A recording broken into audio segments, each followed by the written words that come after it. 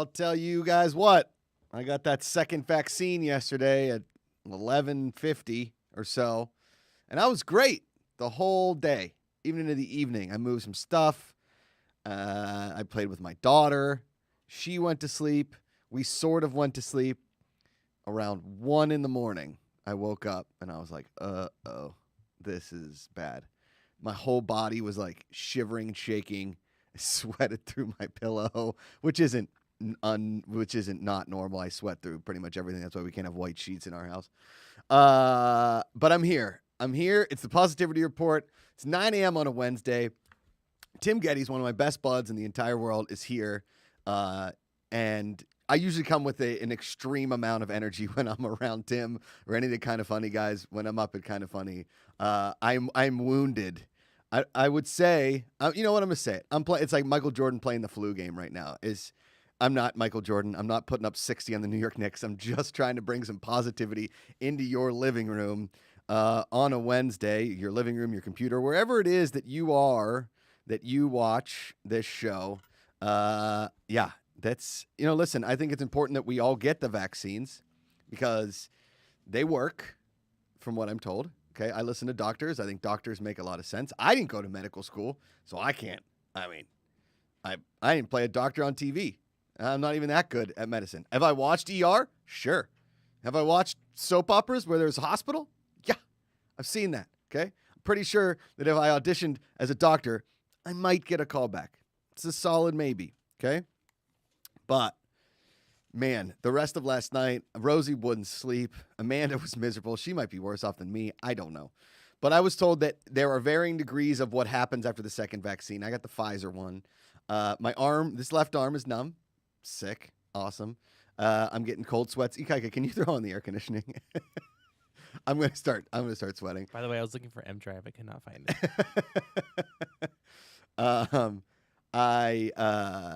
It's a scene, man. But listen, we're here. My buddy Tim Gettys is here. I never get to, like when I go up to Kind of Funny, hopefully when this is all over, we can all get together and everything. I appreciate everybody in chat. I do come in hot there sometimes. I think there's a lot of people like, wow, Josh really does come in hot. Ikaika, we need you back at the Thanks, buddy. The Hawaiian hunk is here. He's my support system. I saw Ikaika walk in, and do you mind if I say what happened? Sure. I see Ikaika run through the parking garage, and then he goes up the stairs before him, doesn't even say hi, sprints up the stairs. I come, and he's like, I got to poop so bad. And he runs out of the office. So there's that. We're all having a heck of a morning so far. Can't wait. We also have a teacher feature today, which is amazing. I haven't had a teacher feature in a couple weeks. Been reaching out to some teachers. I'm reaching out to one of Ikaika's friends who is a Hawaiian language teacher. There's just so much going on here, and we appreciate everybody in the chat. You guys can support the show, streamlabs.com/goodpeoplegpa. You can super chat it. Our new goal is $100 a show. But, listen, we know times are tough for a lot of people, so we're just trying to bring you some positive energy every single day. Like I say, choose the positivity. Danny Giltner in chat says, I get my second shot on Friday, Josh. I hope you both feel better soon. Thanks, man. Yeah, it's not like I'm, totally out of commission like a normal flu would hit me.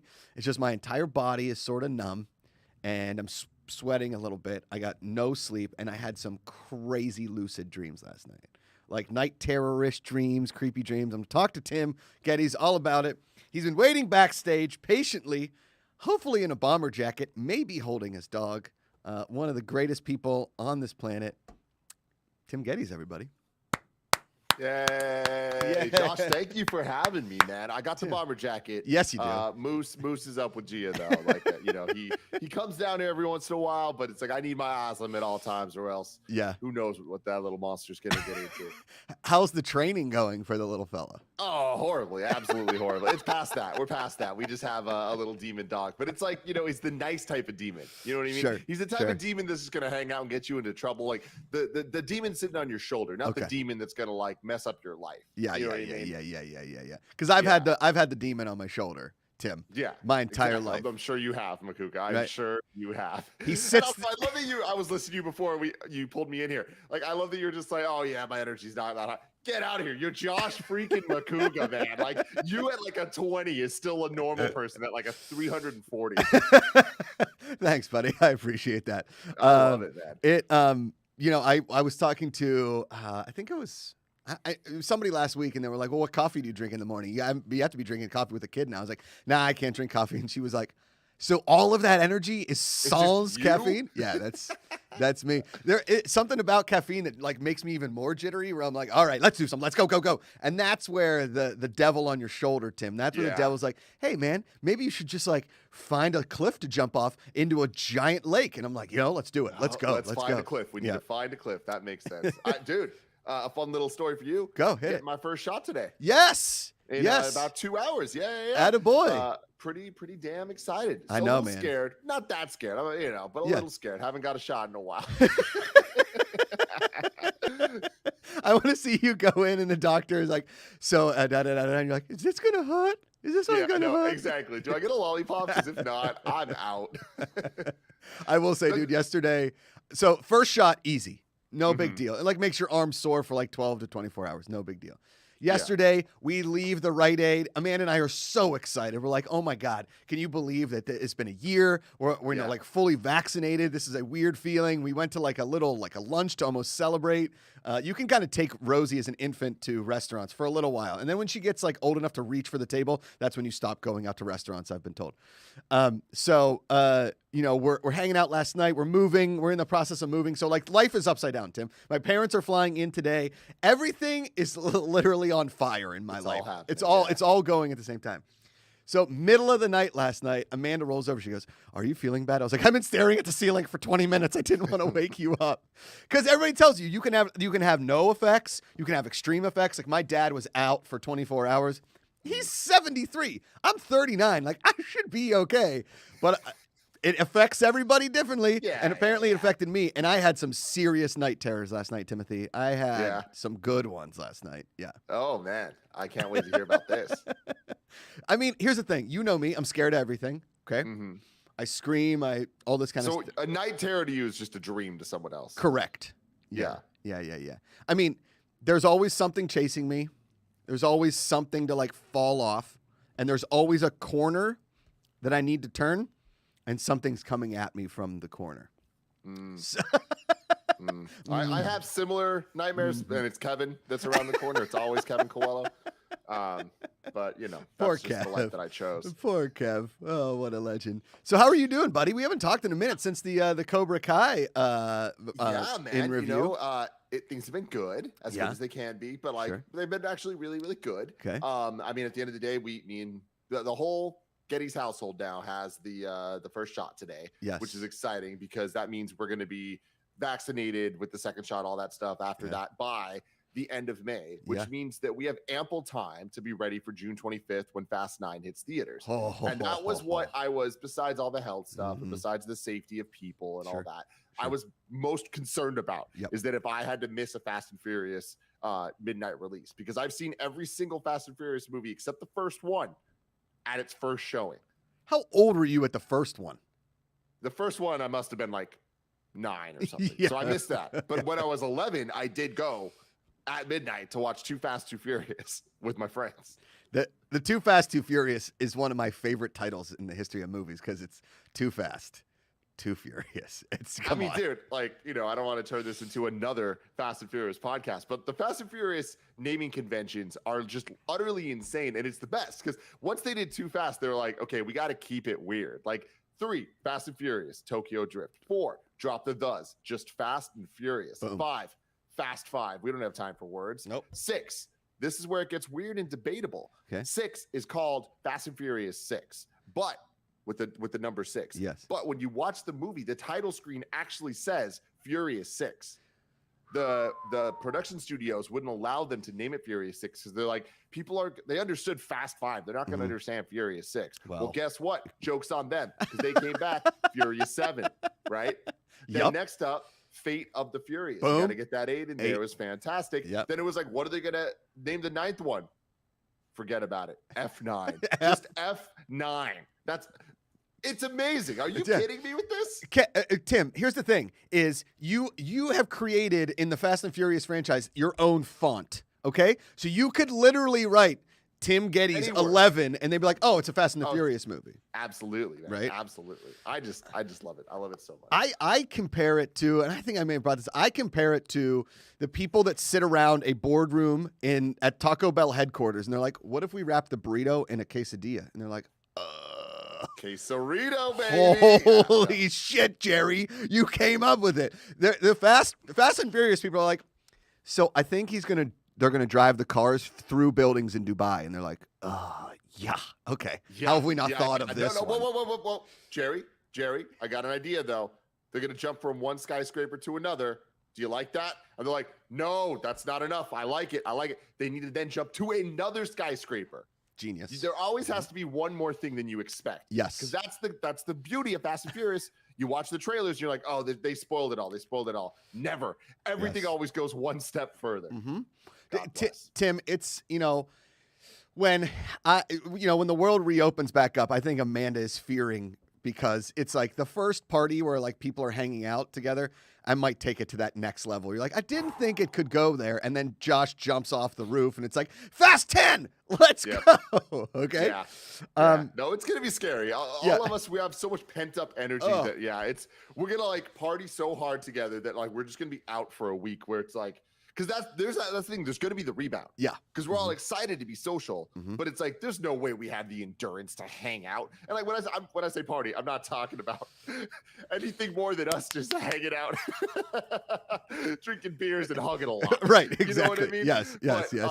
It's like it's gonna take a toll on all of us. Oh, 100%. I mean, Tim, there's a challenge, like the 30 White Claw challenge out there, where it's like, well, I mean, it could happen in a full day. 30 White Claws in 24 hours. The challenge has been put on the table, my friend. Oh, Woo! Macuga. Woo! Oh, no. Yeah. Please don't do that. No, yeah, it's or if you do film it, please film it. always, man, always. I had a buddy that was like during quarantine was convinced that he could drink 18 White Claws in 18 holes, and he made it to like 15, and he was asleep in the cart. So, that happens. So you're getting, you should really tell the doctor that today. Be like, hey, listen, I know that like people are getting the vaccine in order to see family and everything, but really and truly, I'm going to tell you the truth here, Doc, is I want to see Fast 9 in theaters. Well, you made a big mistake there. You made a big mistake with this little hypothetical, because you said you want me to talk to the doctor and say that a lot of people doing it to see family. That's exactly what I'm fucking doing, Josh.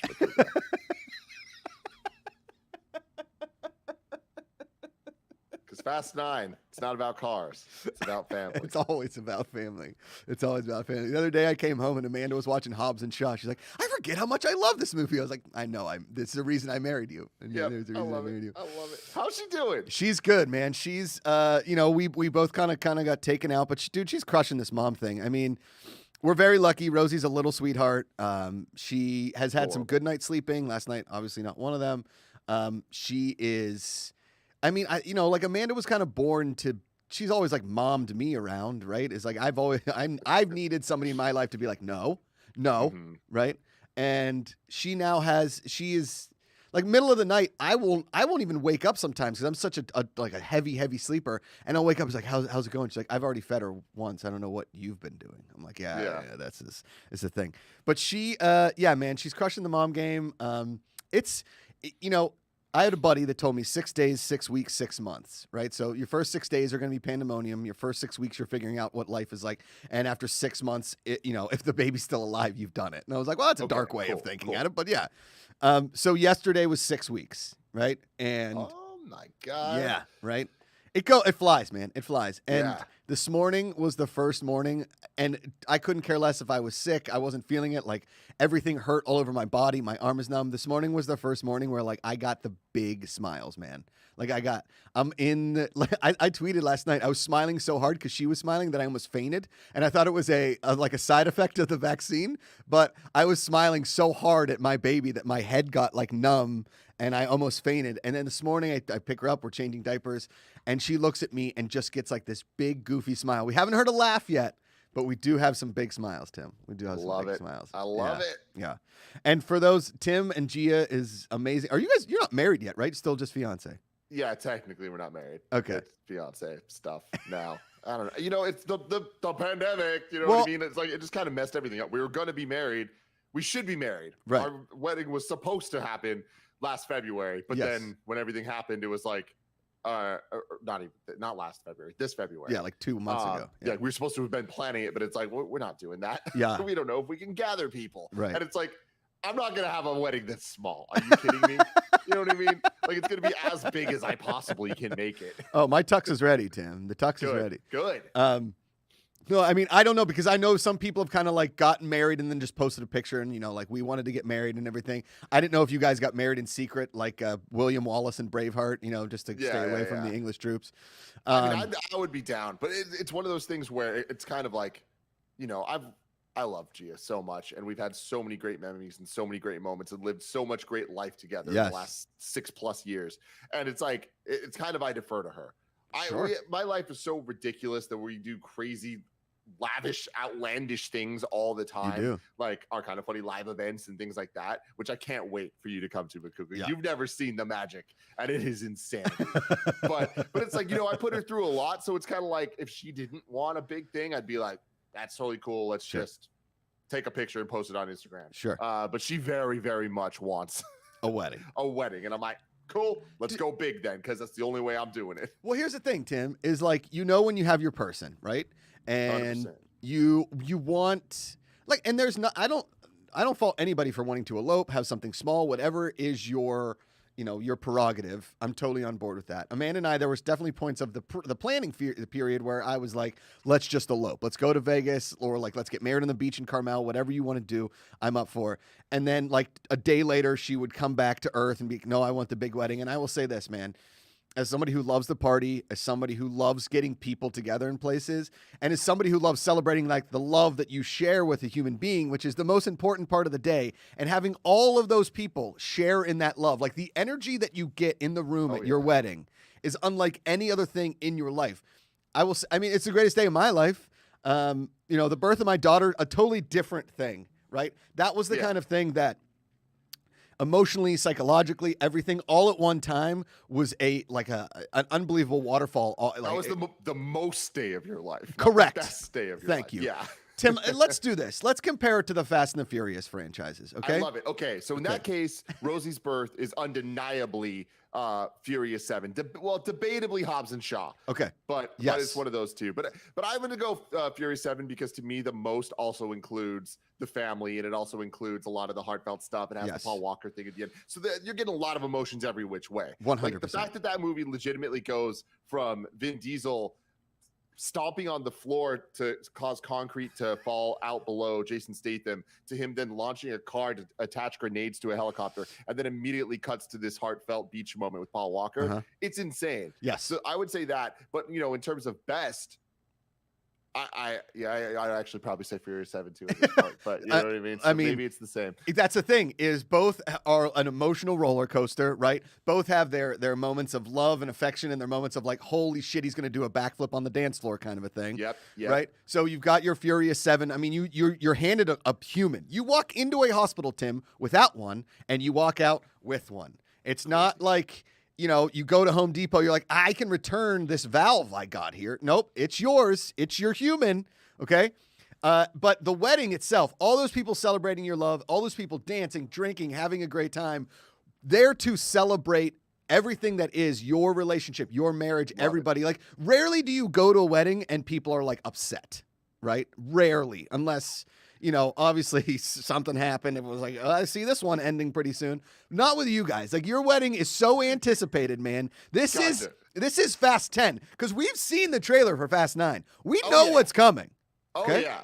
No, and let me tell you, I shouldn't be hyping it like this, but y'all motherfuckers ain't ready for my wedding. And will it be videotaped? Absolutely. Do not worry. Will it be live streamed? Yes. That's a bigger question. That's a bigger question. Yeah. I did make a joke when we were going into the operating room. I was like, babe, do you want me to live stream this to Instagram? And she was like, no, you stupid idiot. I was like, oh, just kidding. That was come on. I got to get one joke in. Jokes. I got to get one joke in there, Tim. I got to get one joke in. Yeah. Yeah. The nurse came in like middle of day 2, and she was like, I want to teach you the Russian swaddle. I was like, oh, so I wrap baby in the Russian swaddle, and now she is communist. And the nurse was like, no. And I was like, no, man. Like, Amanda was I like, liked it. I would laugh. Amanda was like, stop it. You can't just always make jokes every time the nurse comes. It's like, I think they enjoy it because nobody else is telling Russian jokes, right? Come on. But yes, so the planning, the waiting, the anticipation, all worth it, man. All worth it. You have a wedding. If you can have a wedding, if you can throw the party that you want to throw it, effing throw it, man. Effing throw it. Man, it's gonna be great. Yeah. So what's the update on the new studio? What's the? Well, I mean, the funny thing is, those updates, in my opinion, are kind of one and the same. Where it's like, I want to do the wedding at the new studio. Oh, we can't even think about doing the wedding until we understand a date or something for the studio. Totally. All that stuff that we need to figure out, but. With the studio itself, for people that don't know, it's probably a whole bunch of people here at the Good People Association. Yeah. Kind of funny. We started in a spare bedroom, Greg Miller's spare bedroom. Yeah, man. It was very, very small. And Macuga, if you had seen, the energy Kind of Funny has. Yes. And if you were to see the room that we were in, it was horrifyingly small. Yeah. But eventually we moved out into our first studio that Macuga's been to many times. Oh, yeah. We have a very epic video wall, but it's still an apartment in San Francisco. Like, it's cool, but it was definitely not a studio. Nothing compared to the Collider and all that stuff from down in LA, the more traditional space. Sure. But we've been there for a couple years, and we finally we're like, we're the little turtle that is getting too big for its cage. For its little box, right? So we need to expand. So we found a warehouse just south of San Francisco. Whoa. That is huge. So our first studio was I think 900 square feet. Damn. The warehouse is not the first. The last Current studio was 900 square feet. The warehouse is 5,000 square feet. What? Yeah. Yeah. It is about to be insane. So are we building like a skate park in there? What else is going on? I think that's where I want to stop teasing and stop hinting, because like what we are doing is utterly insane. When people see it, they're going to be like, I can't believe the Kind of Funny guys. Can't believe them. They are fucking crazy because we're fucking crazy. The only problem is the pandemic. So the last year has been, we actually got the lease in December of 2019. We announced the studio to the public in January 2020. Guess what happened in March? So our plan was by June last year to be. I remember, and that didn't happen. Sure. And the honest truth is, because the world got in the situation it was, so many government systems were the first to be shut down, or the working from home created a bigger issue. So us trying to get city permits to build things and all of that has been a nightmare, because there's only one phone number to the city office on the website, and that goes to an office that no one's at. So getting a hold of everybody has been a disaster. And here we are, literally almost 2 years later than planned, 3 months out from the 2-year anniversary of when it should have been done. And we're nowhere close to done. So we'll see. So here's my pitch is a golf simulator. Now, I know none of you guys are big golfers, but if I come up because now you're in South San Francisco, a lot closer to my family, so I can get to you quicker, okay? To be fair, it is literally 5 minutes from our last studio. Okay, got it. When I say it's not in San Francisco, it is on the line. It's still there, okay? Yeah. So we set up a golf simulator, and we put together legitimately real world. We take Mario Golf, Wii Golf, whatever. We make that into a Kind of Funny property, bring in people to embarrass themselves on a golf simulator. You've got the space, Tim. I'm just saying this is a dream scenario for me, basically, is what I'm saying. No, I mean, the honest answer, man, is we do have the space. And there is a huge corner of our blueprint that we've made that we are just kind of leaving open for dumb shit like that. That is part of the plan. And best laid plans often change, but I'm very excited about it. And I'm hoping that we get in there soon-ish. Soon-ish. I mean, I will say the fact that we were able to get in here, build out this space, is as small and quaint as it may be. We affectionately call it the clubhouse, because when people come in, they're like, it's like a little clubhouse, right? Because we have the bar set up and yada, yada, yada. Is that it has been nice to get into here, because doing the streams from home does get tough sometimes. Am I right? I mean, I personally love it. Because you don't have to go anywhere.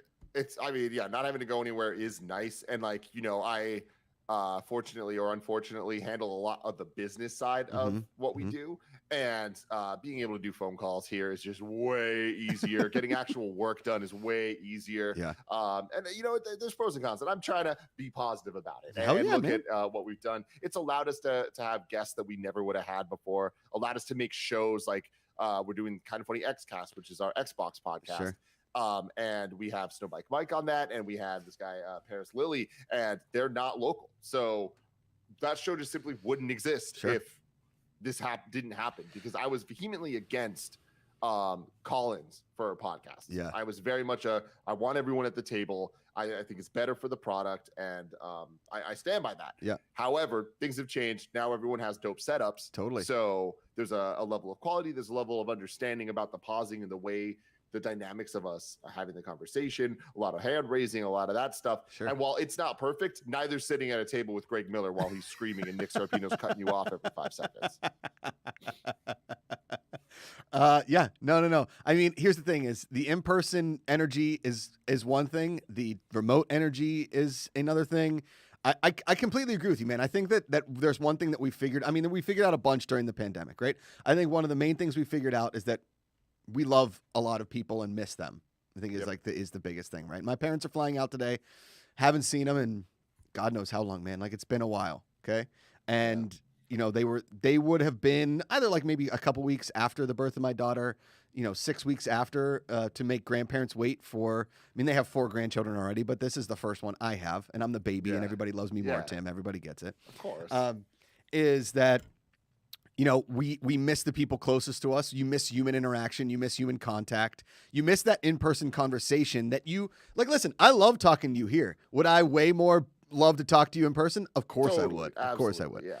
But somebody like Snowbike Mike, who has become a star thanks to fan-controlled football, and I love Snowbike Mike. I got to get him on here. You got to get me his information because I enjoy the shit out of that dude. He would love to be on this. Snowbike Mike, if y'all don't know, look at Twitter at Snowbike Mike. He is legitimately the most positive human being I have ever met. Yeah. Like, he should be the star of this show and every show because he's the best host. He's just infectious energy. It is. I'm worried, like, getting you and him on a show together is a little like, I don't know, that's some Godzilla vs. Kong shit that we don't want to bring into the world right now. But instead of fighting, we just hug and like just really, that's a fun show idea. I like this idea. Me and the Snowbike Mike. But the actual connection, because really and truly, we would have never. Because I was always the same as you, kind of dude, like vehemently against the call-ins kind of a thing, because in-person interviews are just way more fun, way better, and cutting people off kind of a thing. But again, the thing that we've learned in the pandemic is that we can really do anything virtually. And you guys have figured it out really well. All your streams are great. Obviously, all your content is fantastic. I know, and before I let you go, because we do have a teacher feature who's a fan of yours, Brooke Phipps. Say hello to Brooke for me, please, when I'm not here. She's great. You have since during the pandemic, all that thing, Fast 9, everything, you have become a sports fan in the pandemic, Tim Gettys. You have become a sports baby. Wild Aces, the winners, champions. Oh my God, that was awesome. Yeah. The entire experience has just been fantastic. Patrick D's, the best. A man after my own heart. Yes. I freaking love him, love talking to him, love his energy. Honestly, him and you are the two people that anytime I see your name pop up on a text, it makes my day, where I'm just like, there's going to be something good here. It's never bad. It's never something that makes me go, oh, I have to deal with this. It's always like, this is going to bring some light into my life, whatever it is. And I really love that. And now more than ever, I appreciate that type of energy, Thanks, buddy. I appreciate that. Well, man, I appreciate you. Appreciate you taking the time. We'll get you back on here soon. I can't wait to hang out in person. I will be coming up there on and off for, the next 4 or 5 months. I mean, forever, because I've got family up there and everything, but I will keep you posted so that we can all, please do, get together and, man. Soon enough, man. It's soon gonna enough. happen. Soon enough. Soon enough. And I'm gonna let you go. I want to say shout out to all the chat. I see you guys. I see the Phil. I see Ignacio Rojas, Sheila, all you guys. You're the best. The best. Thank you for being so great. Love you, Macuga. Love you, buddy. Tim Gettys, everybody. Tim Gettys. I didn't even ask him if he liked my "Are you ready's" for Tim Gettys pun. Well, I mean, it's pretty good. Yeah. I haven't done a teacher feature in a minute. When I got back from paternity leave, if you will, there were so many things to catch up on, as well as figure out how life runs with a child. And I don't think I'm ever going to figure it out per se. But I am trying. I'm trying to, that work-life balance that people talk about is a real thing, GPACharity, the Hawaiian Hunk Prince of the Islands, Aloha Friday. Because there's so much stuff I need to do. There's so much stuff I want to do. And then there's my family, right? So you have to, it's that weave. I don't know how my brother does it with 4 kids. I don't know how people do it with multiple kids. It seems like, my parents did it with 2 crazy boys. My brother was like a 5, and I was like a 38 on the scale of 1 to 10 of crazy. So, they had one that they could depend on that'd be like, all right, he's not going to light the place on fire. And then there's me who's like, he might light it on fire. Oh, he lit it on fire. I mean, there's not many parents that have gone through multiple fire extinguishers before a kid was 12. And I wasn't a pyromaniac. It was just always like, just throw it in the microwave for 10 minutes. Can't do that. Oh, just wait until Rosie's older. Yes. The Phil says, Josh, I want to see you get the kind of honeys on the show. I'm working on that. Gia, Joey, Jen. I also want to get Andrea Renee. I've seen some Andrea Strong t-shirts. I'm going to reach out to her because I want her to tell her story here on the show. She's a good friend. If you guys don't know Andrea Renee, follow her. Give her a follow. She's going through some medical stuff right now. She's an absolutely prized human being. She was on the Josh Macuga show at the beginning of the pandemic, kind of. And she's doing amazing things at What's Good Games. She used to live here in L.A. We met kind of like, again, she was on Clever originally, and then we did some stuff on Kind of Funny together, and then kind of became fast friends, her and her amazing husband, John Drake. So I do want to get her on there, but check out Andrea Strong, check out all the Kind of Funny guys, their Instagrams, their Twitters, everything, because they're family. I consider all of them close. When your friends become your family, it's like Fast and the Furious. You know what I mean, Ikaika? Sure. When you hear your family, it's not just for Olive Garden. It's for, the Positivity Report, Fast and Furious, all that kind of stuff. All right. I forgot about my second shot. I'm feeling it. I thought that was, I'm like getting some energy. I know as soon as the camera's going to fall off, I might collapse. This is like the Michael Jordan flu game. I'm telling you, I'm feeling it. Ikaika, I'm feeling it. All right. Our next guest, she goes by DocBrooke, which, all things being equal, should have been a character in like Tombstone, right? Like Doc Hollywood's friend, DocBrooke, who's an actual PhD. Ladies and gentlemen, Brooke Phipps in the house. Brooke. Hey. How are you? I'm good. I take it you are recovering from your second shot. Yeah, So I got it way to yesterday. play ball. Yeah. Way to play ball. Yeah. Have you been fully vaxxed? Yes, I got my second shot of Moderna 2 weeks ago, and I was Okay. out for about a day. Yeah. And then I'm on full vax train, baby. It's good. Choo. Let's go. Choo.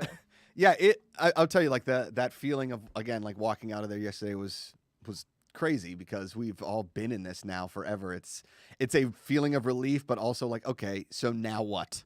Right? Like, what can happen? Right. So Brooke, tell me about yourself.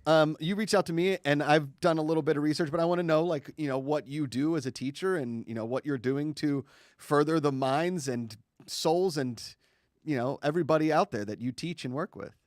Yeah, so I am a PhD student and instructor at the University of Maryland. College I previously Park? taught. Yeah, College Park. Yeah. Park. I live right here in Hyattsville. So if you Nice. know the area, Yeah. it's a good space to be. Oh, yeah. I also previously taught at Colorado State University. Okay. I am a teacher and researcher who works in gender and communication. Wow. And so I teach communication and gender theory at the university. I also teach public speaking, which Wow. is a great class. I get a lot of first years, which is a lot of precious baboos Yes. here at college. Yes. And I also, with my Twitch content, work on an educational focus where we try to use games as avenues to talk about social issues. I love it. And try to highlight game devs that are trying to either emphasize diversity or come from diverse backgrounds themselves. Right on. How did you? Where was your inspiration for this? Is something you always kind of wanted to be passionate about, or were you kind of formed your way through here? Yeah. So for me, video games have always been a part of my life, right? Okay. I got into games at age 6 with, Super Mario 64 with my dad. Wow, so And 64 was your first console. Wow. that was my first console. Showing your age, Brooke. You are way younger than I thought. Oh my goodness. I was NES, Atari. Yeah. Okay. My students are like, wait, my first console was this Xbox 360, and that's when I'm like, oh no, damn it. oh no. Yes. But for me, games have always been an important part of my life, and I've had games that have certainly taught me about experiences beyond what I've known, and have always found them to be something that people don't talk about in academia a lot. There are a couple of folks who do a really great job, but for my students, it seems so much more accessible to them. And so I've been really trying to figure out ways in my own research, and then also with my students, to how to integrate these things. I know you had my friend Zach Hartzman on the show at one amazing. point. Yeah, he's the best. Yeah, and very similar sort of passions, I think he and I have trying to integrate those things. I think it's, and I think I said the same thing to Zach. I think it's so important to try and relate to students so that they look forward to learning. Do you know what I mean? I had so many teachers. My mom was a teacher. My dad was a teacher. And I think that my mom was very passionate about trying to reach students on a very personal level so that they cared about what they were learning. Because in 5th grade, how many students are going to care about the colonial times? But if my mom dressed up in colonial times and taught them about it, same thing goes for kind of video games or getting to on a level where students now, and I think parents to a level too, is they don't look at video games as a problem. Like, my son is wasting time on a video game. He's learning something. He's picking up some sort of social cue, interaction. I mean, now with online gaming, you're able to do that. But also, I think it's important that like I said, when you go and see a teacher, you go to a class with a teacher, you know that you're going to get quality education through some way of learning that makes you passionate about it. Right. Well, it's trying to find those passions and then also figure out where they can plug in those passions into the world to make it a better place. Yes. And at my university, we're a really STEM focused university. Okay. Which is great. But I get a lot of students where I'm going to probably be their only class where they are asked to critically think about the content they create. So it's not just about can you write code or can you study chemistry, but it's also about how do you do that ethically? Whose stories do you want to tell? How do you be respectful to people both in your life and in your work? Yeah. And that's some of the stuff we try to cover in my courses to try to integrate that passion, but also make better people at the end. Yeah. So when you talk about gender theory and all that kind of, what exactly, what are we talking about there? Are we talking about where gender and role, because it's a very hot button issue right now, Brooke, gender and gender identity. Well, let me tell you, teaching that class in the fall during the election. Woo! Oh, on Zoom for the first time ever. Yikes. Ooh, baby. Yeah. That was a learning experience for me and my students, but thankfully I have very compassionate and graceful students, and I try to demonstrate that to them as well. Zoom has been a struggle for education for sure. Mm-hmm. But with gender, the way I approach the class is I try to give them some basic frameworks of different ways we understand gender culturally and scientifically, biologically and psychologically. Okay. And then we kind of build from there. So we talk about what is feminism? What is the history of that? What is Black feminism? Why are there all these critiques of feminism? How do we make sense of that? Sure. And then, what does it mean to be queer? Why would somebody use that label? Why would somebody not want to use that label? And then as they sort of develop these base skills for understanding the theories, I start applying it to media and places that they see. Okay. So television shows, music, games, we'll do specific studies. We just did a unit on horror movies as a genre and trying to help them. Brooke, we're going to have to let you go. I appreciate you taking the time. Nobody likes horror movies. Everybody knows that. Well, sorry. I mean, I actually don't either. So it's always a hard unit for me to teach, but... The fans donated enough money to charity that I had to watch Poltergeist. You ever seen that movie? The movie's effing terrifying. No, thank you. Yeah, no. Thank you. Yeah. Nope. I would just walk right out of the room. Yeah. I do a lot for charity. I suffer for charity as well, but Sure. I don't know if I could do Poltergeist. Yeah. That's hardcore.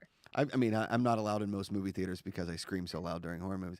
And I've just been forced to go to them by friends who think it's hilarious, and then they videotape me or just do audio recordings of my screams. Anyway, I cut you off. That was more of a joke. So basically what I'm kind of garnering from your teaching and everything is that you set building blocks as to helping people understand instead of just listening to people blabber on about there is this difference between, and we don't do that. You're setting a stage so that they are more educated as to answer questions or be educated when somebody says, I would prefer to be called they or them. Right. Right. It's trying to equip students because, I work with people as young as 18 and as old as 25 at the university for the most part because I teach a lot of gen eds. So I get students from all over the university in my classes. And it's just trying to equip them with some skills so that, if the Me Too movement, maybe they understand why it gained so much traction, why it took so long, why it's important to listen to survivors and be thoughtful. If I can get a couple of students to understand why that's important, I consider I've done my job for the semester, right? I'm trying to bring these students along because everyone has different experience. It's a pretty diverse school culturally. Internationally, it's pretty diverse. So students are all coming in with their own perspectives. So for me, it's just trying to help them where they are on the journey and then hopefully help them connect with people better at the end. Maryland is a gigantic school. I went to Penn State, so I get, the giant campuses, and I've been to College Park a few times, not for learning purposes, more just for party purposes, but that was back in the day. I would think that when you deal with such and I'll say it again, like a little bit of a hot button issue right now, I would imagine that there are students that ask some pretty uncomfortable questions that you are put on the spot to answer. Yeah, yes, definitely. Particularly, I think with the election, and we don't have to get into like the fullness of all the politics. I had a lot of really difficult questions last fall. I've also really tried to make sure that we integrate critical race theory into our course, also as a response to a lot of what was happening last summer, because I just had a lot of students coming in and being like, I don't know how to make sense of this, like in the media. I don't know how to make sense of this on the news. I don't know how to make sense of this in content. And I'm like, all right, well, let's try to work on this together. I feel like I have learned just as much as my students preparing to teach this class and then continuing to teach this class. Because when a student asks me a question, sometimes it's like, you know what? I have to think about that myself. And we'll come back to it next class and let's talk about it. But like, let's take a second to think before we kind of just respond. It's, I mean, the way that you do respond in that nature is, I mean, I think says a lot about like, okay, I can't answer that right now. Let's think on it instead of let me answer it and then backpedal, right? Because I think we're in one of those kind of cultures sometimes where people just rush to answer because they would rather answer than answer correctly. Does that make sense? Totally. Yeah. And that's what I really try to discourage my students from doing, where I'm like, it's okay to say something and have it not be totally correct as long as you're doing it with the goal of wondering or exploring as opposed to like malice. This is what I think. Right. And so how long do we have until you're officially a doctor? So I'm finishing my coursework. So I have comprehensive exams in the fall, and then I start writing my dissertation. And the university here gives us about a year to do that. So I'm about a year and a half away. From the full PhD. And will you, when somebody says your name, will you be, it's doctor? Will you do that? Because I think you should. Honestly, I think I will. I'm younger. I'm also a woman, and traditionally, statistically, we have a lot of issues. Women tend to have more issues in college settings getting students to respect our authority. And I have mixed feelings about authority and pedagogy anyway. But I've worked really hard, so I think they can call me DocBrooke or Dr. Brooke. That's fine. They don't have to do like the full name. But I worked really hard for it, so I'm going to use the title. I think that's what I'm saying. If you work hard enough, I think people should call you that. I mean, I'm not a doctor, okay? So I'm not going to force people to call me doctor. I thought about being a doctor when I was 10, and I was like, that is too much school. I can't do that. It's just a lot. I mean, Brooke, I barely got out of Penn State. I think I had like a 3.1. I knew what I was going to do, and I knew that I had to go to college because my parents wanted me to go to college, but there wasn't, and I enjoyed the hell out of college. The social aspect of it, I've never been like, I'm a crammer. I'm not a great, I'm a good cognitive thinker, but I was never a great like student, like studying, that kind of thing. And so I think a lot of it has to do with, I didn't love a lot of my teachers, especially in college. And I think somebody like you, who's bringing a class to students that they will remember is a very important thing. I remember some of my classes and I forget most of them. If that's a bad thing. Do you know what I mean? And it's teachers like you that have a passion for what you're teaching and also doing new things that, older professors or people that are stuck in their ways, like that's not teaching is a thing. Am I right? You are totally right. I get a lot of older professors who are like, "What's the Twitch?" And I'm like, "Oh, okay. Yeah. We're going to have to do a lot of explaining here to get you to understand why this resonates with students and why it resonates with people that maybe are checked out of your class." Yep. So, yes, definitely. I mean, it's a terrible line because it's very, very creepy, but it makes sense when it comes to college is like, I keep getting older, they stay the same age. So you have to, it's the line from Dazed and Confused. It's Matthew McConaughey's creepy line, right? You are growing and you are still their professor, but every year a new 18-year-old comes in, a new 20-year-old comes in. They're the same age. They are just a different generation. I mean, I'm considered the first millennial, right? Born in 82, graduated high school 2000, okay? I'm considered like the first millennial. I don't think that those other millennials in the middle and I necessarily have anything in common per se when you look at how people have grossly generalized them, when in reality we do. I'm a full 10 years older than Tim Gettys. So the fact that we can all meet on a similar ground is, I think, very important in your profession. And like I said, a lot of those professors don't try and make that effort. Yeah. I think it's hard. I think in academia, professors get so caught up in their expertise Sure. that they forget that they also have to keep learning. And you definitely see it with like teaching styles. I had a professor in my master's program who still read from note cards, and they were like the aged yellow note cards. Like I'm pretty sure they've been using the same note cards from the 80s when they started teaching the class, right? Yeah. And that may have worked at one point, but educational expectations have really differed. And especially now with Zoom, right? And Zoom University being what it is, it's really forced a lot of people, myself included, to rethink like what assignments are useful. How can I better integrate digital platforms? Like I have an assignment where students go out and find TikToks that they think are relevant to gender theories that we've been learning in class. Love a good TikTok. I love a good TikTok too. And, they seem to really like it. But it's ways to include digital platforms that they're already using in their lives that you can then use to help make them relate it to something outside of what's already in their daily life, right? And I think that extra step sometimes gets lost in the collegiate setting. Well, I hope that if anybody's watching and is aspiring to be a teacher or deals with teachers, who has children that eventually will have teachers, that you realize that teaching is a very, very tough profession. It's very hard to get through to a large classroom. I mean, how big's your biggest class? You're at a huge university. I'm fortunate in that this semester it's 35 is my largest class, but I've taught as many as 120. Yeah, and that's a huge number, right? Yeah. And I went to classes at Penn State that had 1,200 kids in a classroom. So I mean, they're gigantic, right? Wow. Yeah. So getting through to 1,200 kids as versus getting 120, I mean, there's still an art form to it.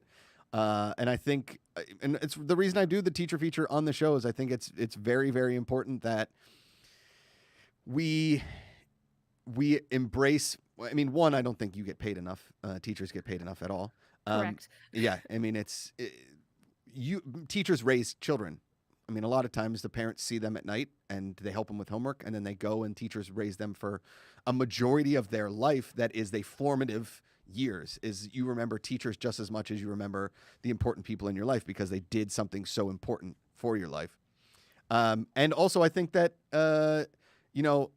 teachers get crushed by parents sometimes. There's no patience from other people being like, my kid deserves an A. Well, maybe your kid didn't do the work, or maybe the student didn't do the work. Let me try and work with you instead of you attacking me is, I think, a very important thing that we're not seeing these days. Yeah.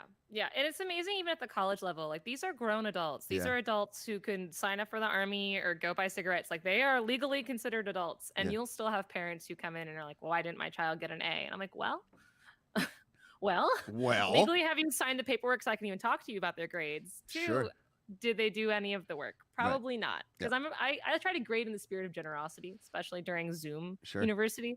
But parents are still heavily involved, even at ages like 18, 19, and 20. I'm trying to get Mr. Steiner. Have you seen him on TikTok? The guy that says, like, he reads requests from parents to teachers. And have you seen this guy? I have seen this guy. Yes, get him. I know. I really, really want to get him on the show because it's unbelievable. And my mom I mean, this was back. My mom retired in like 2015, I think, something like that. I mean, she was getting those absurd requests in the 80s. It's not a new thing, right? It's just a matter of there's a lot of parents out there that, listen, I'm one of the greatest liars in the business when it came to talking to my parents. I'm like, I did the homework, Mom. My mom's like, you didn't do the homework. I know you didn't. You can't lie to me. I see right through you. I'm a teacher. I see it. There's a lot of parents out there that just believe the lies of their kids because they think their kids are the greatest things on the planet. Don't believe the lies. It's true. Don't believe the lies. Don't believe the lies. Brooke Phipps, I really appreciate you taking the time. I know you're busy. Good luck with all of the PhD stuff. Love to have you back on anytime. And anytime you're in LA, you're always welcome here. Great. Thank you for having me. It was a blast. You're awesome. Brooke Phipps, DocBrooke, the best. Whoo, my legs are numb, and so is my left arm, but I'm making it through. What's going on, buddy? All right. Daniel Medina in chat. Great to see everybody. Thanks for taking the time. Thanks to Tim Gettys. Thanks to Brooke. This is a full show. I love shows like this. Daniel Medina. Okay, so name here said, I just realized that Josh describes Ikaika the same way the Sandlot kids describe Babe Ruth. All the names. Okay. And then Daniel Medina comes in. He says, name here 100% the Great Hunkino. Oh, the Sultan of Swarth. What do we got? The Sultan. I'm gonna come up with some new nicknames. So it's like maybe we add a new nickname like once a month. That wimpy deer. The Great Hunkino. Awesome. Thank you all so much for being here. Really, really appreciate it. And we love you all. And you know, this show is growing and taking on a personality. This channel, everything. We've got so much going on this afternoon. Obviously, the Hot Crock Pot on twitch.tv/goodpeoplegpa. Oh, no. What? It's not here. What? It's gone. So I think someone took it. What are you talking about? We got to... Well, the clothes are gone, too. What? The clothes of the hot crock pot that we got yesterday, it's gone. And the hot crock pot. I can't even be here this afternoon. You're telling me the hot crock is... We're going to have to do some investigation. Yeah, I don't know what happened. Well, we are going to Twitch stream the hot crock pot regardless. So if anybody has any information as to the whereabouts of the hot crock pot, please let us know. Twitch.tv/goodpeoplegpa. Ikaika is going to be gaming some games this afternoon. Ken and Mark will be in. I'm going to take off because I need to close my eyes or like sit down and just like stare into nothing for a little bit because my brain is... I'm telling you, I said it earlier. I smiled so hard at my baby last night that I almost fainted. Then I thought it was an effect of the vaccine, and then turns out an hour later, I think it was an effect of the vaccine. So we're here. Let's do some videos that make me smile, and let's get out of here. Wait, I do have a quick dad joke. You ready? Yeah. Found this one. This is a good one. You ready? Mm-hmm. What did the police officer say to his belly button? I don't know. You're under a vest. Come on. That was better than my ceiling fan joke. Yeah, Let's be honest. That one was bad. That was bad. Okay. Yeah. Stacey and Brooks. Oh no. Not the crock pot. Yes. It's not here. I know. I clearly missed it when I came in. I'm so messed up from the vaccine. Somebody stole the crock pot with its new outfit. You know what, Christy McGee? I sort of and semi blame you. Not really. The crock pot was too good looking and somebody stole it. Either that or like they just went on the town like, well, I don't need the vaccine. They felt good and they left. The crock pot just got up and left. Yeah. Unbelievable. Sheila Toner pops in. I'm a corporate recruiter and I've had parents call me after I declined a candidate demanding I give them an offer. That's a corporate job and parents are reaching out to tell them to hire my person. Whew, that's a lot. Dana Medina says, dang, I was going to say under a chest. That's pretty good. Dana Medina says, justice for Crocky. Hot Crock Pot is out on a date, Jen Maddle says. We don't know. It could have gone out on the town. It has a new wardrobe, thanks to Chrissy McGee. The sky is the limit. But the wardrobe isn't even here, though. The wardrobe's gone. It means it took its wardrobe and left. I don't know. Haskell 420, breaking news. The GPA's crockpot attire missing. I think we need to put some, like, lost signs around. We're going to need to. The city of Burbank needs to help us. Anybody, come into the Twitch. Let us know if you've seen the crockpot. If it's been near you, listen, the crockpot has a mind of its own. We've said that since the very beginning. We put the food in it. It cooks it. What happens in between, It's like the Mars rover. What's it going to find? Where's it going to go? We don't know. All right, let's do some videos that make me smile. David Taylor says, at least it's not naked. Uncle Van Duren says, don't leave us, Crockpot. Name here, Crockwatch 2021. Okay, now, I talked earlier to Tim Gettys about this, okay? I love jumping off stuff into water, but this is insanity. This video is insanity. Watch these guys. They're on like a moving subway or train or something. It's a train. I don't know what country this is in. I know city. This is pandemonium. Have you ever tried to jump off a moving boat? Like, look how close that kid came to a pole. Well, I don't think they realize that when they jump to, you're still going forward. You're still going forward. Look at this. The one kid like flips over. I don't know if this video does it make me smile. I mean, and I don't know if I'd try this, to be honest. He flips. Oh my goodness. I mean, that is a jump too. That's easily 80 feet. Wow. That's just dumb. Craziness. This is where I draw the line. This is why my mom. John G asks a very important question, Ikaika Shively. Was Sinead there? Sinead doesn't come in until tomorrow. Sinead is on the show. She might know the whereabouts of the hot crock pot. We'll ask her tomorrow. If we don't find her. Yeah. All right. Next video, please. Put her down. She's going to stay right here until I end my work day. Right, Storm? Yeah? Look at that little girl. She's not letting me put her down. She's going to stay right here until I end my work day. I'm telling you. Right, Storm? That's the smiles I got this morning, Ikaika. Those little smiles with like no teeth in the tongue. So friggin' cute. Oh my goodness. Just awesome. Look at this little girl. I mean, come on. Her name's Storm. Oh, it's so cute. All right, what's next? All right. Great-grandmother looks exactly like Will Ferrell. Look at this. Their great-grandma's Will Ferrell. Discovered our great-great-great-grandmother looks exactly like Will Ferrell. Pause it right here. Look at